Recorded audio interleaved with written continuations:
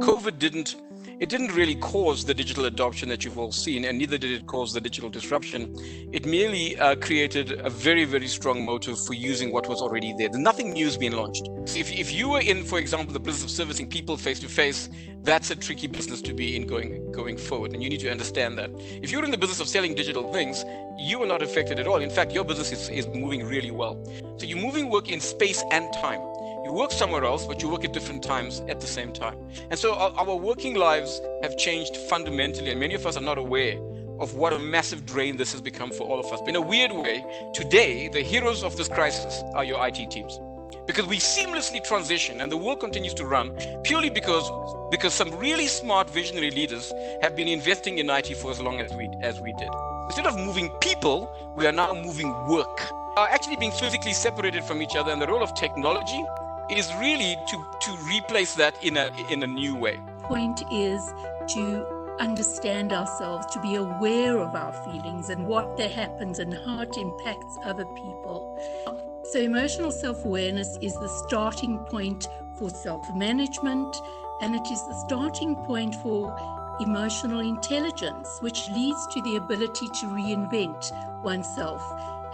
Now, when leaders are authentic, transparent, and trustworthy and can allow their vulnerabilities to show in a responsible manner, this can encourage, energize, and motivate their employees. And emotional contagion, which is literally catching good feelings from someone else, but in just the same manner you could catch negative feelings from someone else, is something that we all have to be aware of.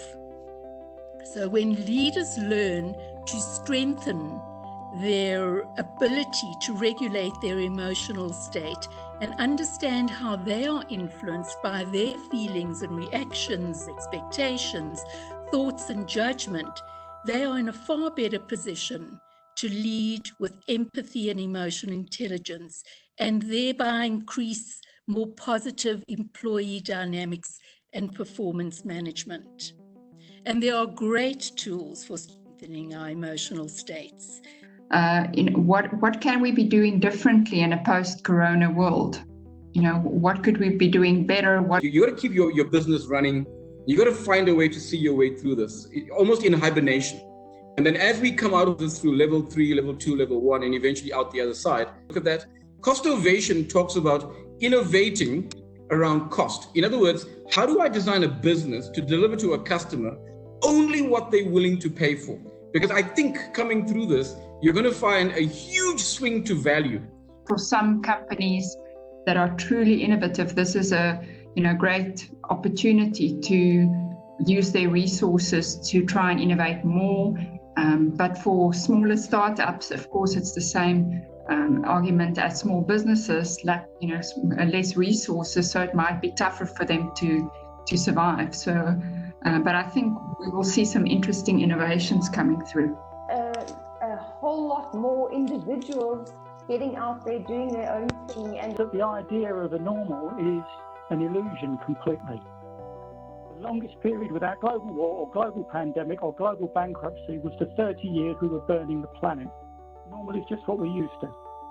So clinging to the concept of normal is unhelpful, in fact is actively misleading what perhaps is more useful to us. Well, I'd argue it's vital, if a little disturbing, to recognise that our world is shaped by a set of overlapping, dynamic and inherently unpredictable systems. These are probably familiar to you. The environment, for one, and boy, haven't we just been shown how changes in the environment can impact us all. And then there are social, political, legal, economic and technological systems. These overlap and interact. Some companies will save billions in real estate costs because more and more people and businesses will move to remote working. Talented, particularly younger people, but talented people who are marketable, are going to be very interested in employee offerings that give them the opportunity to work from home. This is already happening. So here we have an illustration of the environmental impact, COVID-19, hitting our economic and social systems by accelerating remote working and creating a feedback loop in those systems by causing more people to actively want to work from home, and thus further accelerating that movement and further impacting our economic systems. The future is a river of complexity. The flow of time isn't a tarmacked road in front of us, but instead it's a fluid, dynamic system that we have to navigate, and we can't predict it. In the technological sphere, we can see artificial intelligence, which is a train coming down the track at us at ever-increasing speed. We know that biotechnology will also have a huge impact on medicine, for example, but equally on nutrition, on foods, on food ingredients. And we see new manufacturing processes emerging, manufacturing using printing, for example. And already there are, in the pharmaceutical industries, technologies and strategies that involve printing pharmaceutical ingredients into medicines. So there's a crossover between these various strands of emerging technologies. Nanotechnology is yet another technological disruptor, increasing the use of online activities for work, rest and play, but it's also having a huge impact in terms of inclusion and diversity in many countries, though not all. In the political sphere, one of the strands clearly has been the rise of China. The current threat to supply chains may have a huge impact. Donald Trump, I think, that's a superb example of how our political systems and the stability we've enjoyed are predicated on a set of cultural norms and ways of behaving generally that we have accepted and taken to believe are the way things will be from now on. However agile and adaptable organisations want to be, they sit at a nexus of all of these systems, and in particular with financial markets, urging them to make a profit, urging them to compete in terms of return on investment. And that drives businesses to cut costs, to look for reliability, to look for the replicability of their performance. And that mitigates against building in sufficient resilience and ability to respond to crises like these systems overlap, they drive us in different directions, and that means that a lot of what happens is completely emergent and inherently unpredictable. It's you're just riding this wave, you're on the surfboard and you're just going with it as it takes you. And what we need to do is be able to spot the opportunities, move in opportunistically and quickly, and use what we've got with where we are and just take it a month at a time. The key to our connectedness, and the corollary is the key to our dividedness, is the values that we bring to the conversation.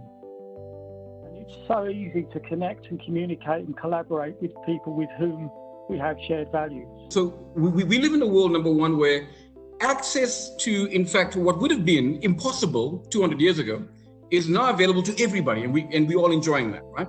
That's the first point. Second point is we're enjoying it without consuming materials. Now just think about what I just said. We're going to consume less of the world's resources. So the world's becoming a cleaner place thanks to the technology we are using.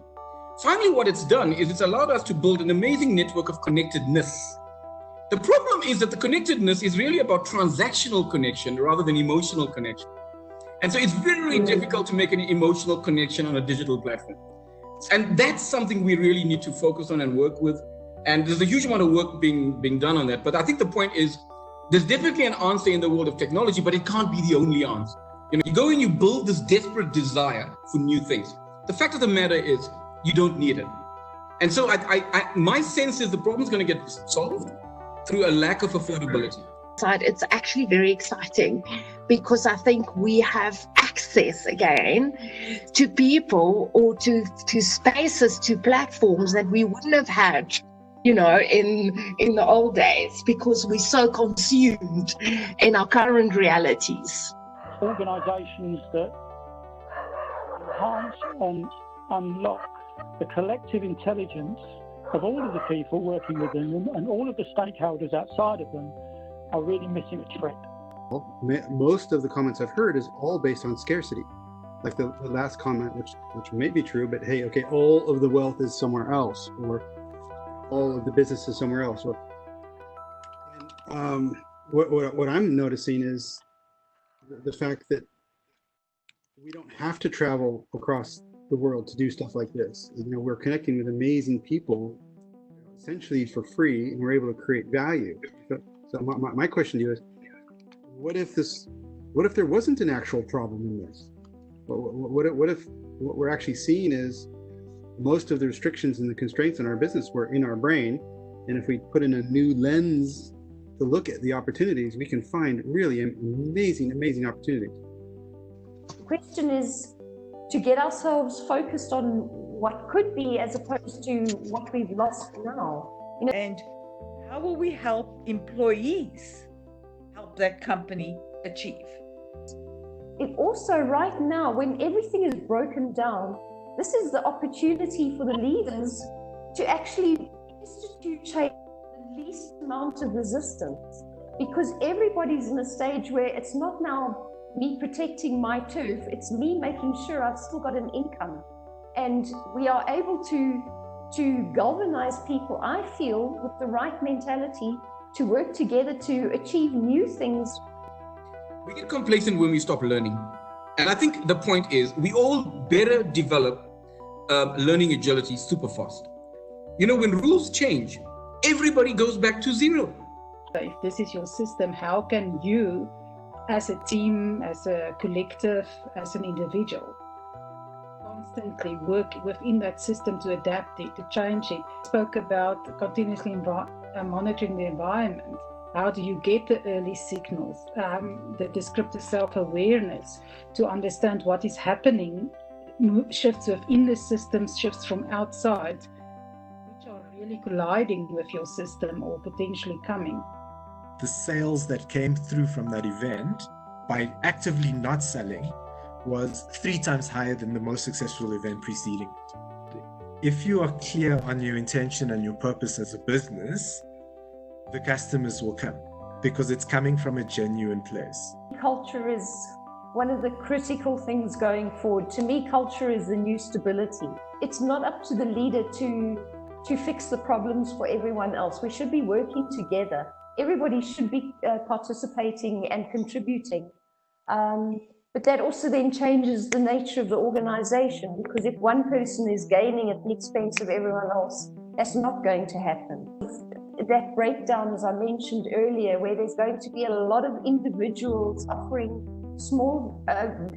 their services or products and working in a collaborative way and in a networked world, as opposed to this very competitive us versus them kind of organization. There's ways to still continue collaborating with your ex-employees in a way that takes you forward as a community.